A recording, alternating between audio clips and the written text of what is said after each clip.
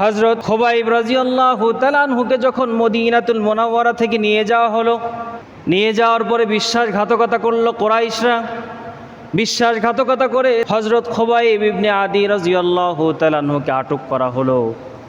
আটক করার পরে তাকে হত্যা করা হবে, ফাঁসির কাষ্ঠে ঝোলানো হবে।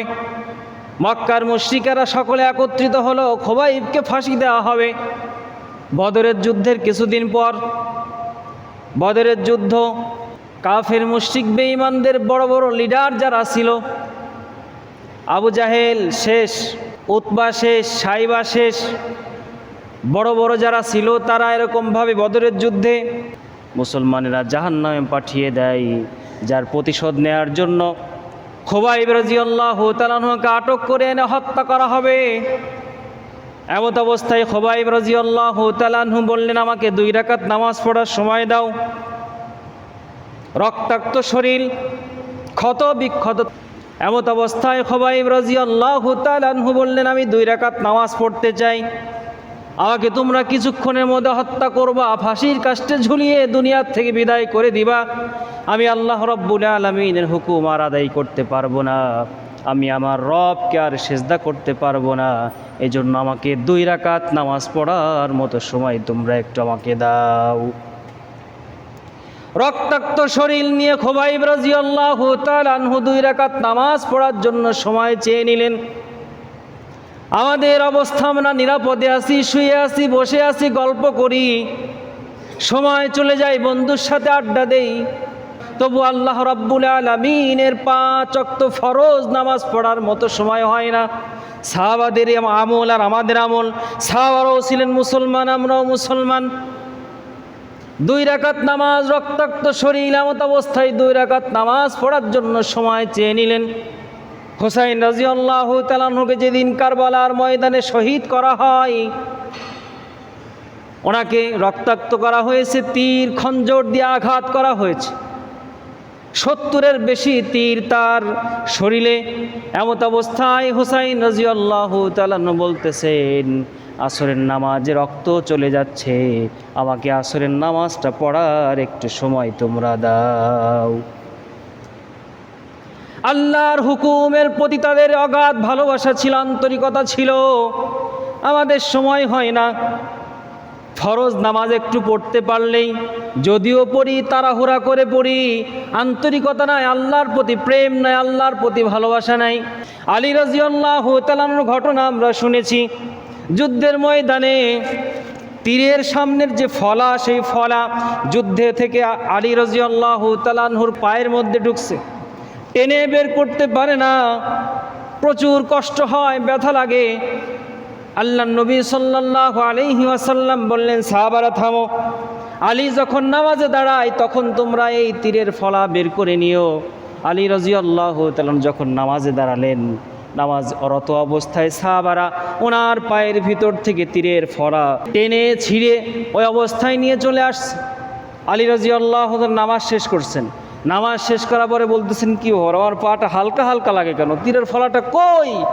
হাই হাই, কিভাবে বের করলে তোমরা? কি নামাজের প্রতি তাদের ভালোবাসা ছিল, আন্তরিকতা ছিল।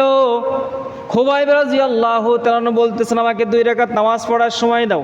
একটু তাড়াহুড়ো করলেন, নামাজ 2 রাকাত পড়ে উনি দাঁড়িয়ে গেলেন, বললেন যে, হে কাফের মুশরিক বেঈমানেরা, শুনে রাখো, তোমরা যদি এই কথা মনে না করতে যে মুসলমান মৃত্যুর ভয়ে সে নামাজকে দীর্ঘ করেছে, আল্লাহর কসম করে বলতেছি, এই নামাজের মধ্যে আমার এতটা স্বাদ লেগেছে, এতটা ভালোবাসা ছিল, এই নামাজ আমি আরও দীর্ঘ করতাম, কিন্তু এই কারণে দীর্ঘ করি না এই যে তোমরা মনে করবা যে মুসলমান মরণকে ভয় পায়, মুসলমান মরতে ভয় পায়, এই ভয়ে মনে হয় নামাজকে দীর্ঘ করছে, শুধুমাত্র এই কারণে আমি নামাজ দ্রুত শেষ করেছি। এই কথা বলার সঙ্গে সঙ্গে খুবাইব রাদিয়াল্লাহু তাআলা আনহুকে ধরে ফেলা হলো। ধরে ফেলার পরে হাত পা বেঁধে ফেলা হলো, বাঁধার পরে হাত কেটে ফেলা হলো, ডান হাত বাম হাত কেটে ফেলা হলো, নাক কেটে ফেলা হলো, কান কেটে ফেলা হলো। এমত অবস্থায় বলা হচ্ছে, হে খুবাইব, আমরা তোমাকে ছেড়ে দেব, এমত অবস্থায় তুমি শুধু বলো যে আমার জায়গায় মুহাম্মদ সাল্লাল্লাহু আলাইহি ওয়াসাল্লামকে এনে ফাঁসি দেওয়া হোক।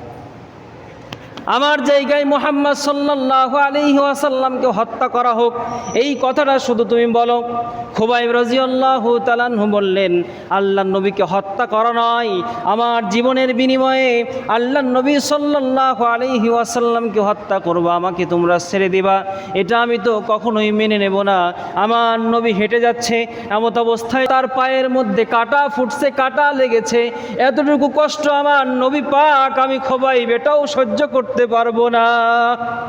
নবীর প্রতি কি ভালোবাসা ছিল, আল্লাহর দ্বীনের প্রতি কি ভালোবাসা ছিল, নামাজের প্রতি কি ভালোবাসা ছিল, জান্নাতের প্রতি কি ভালোবাসা ছিল, জাহান্নামের কতটা ভয় ছিল সাহাবায়ে কেরাম রাদিয়াল্লাহু আনহুম আজমাইনের। সাঈদ ইবনে আমির আল জুমাহি রাদিয়াল্লাহু তাআলা তখন ইসলাম গ্রহণ করেন নাই। উনি ওই অবস্থায় খুবাইব রাদিয়াল্লাহু তাআলার ফাঁসি যখন দেওয়া হয়, তখন সাঈদ ইবনে আমির আল জুমাহি তখন সেখানে উপস্থিত ছিলেন।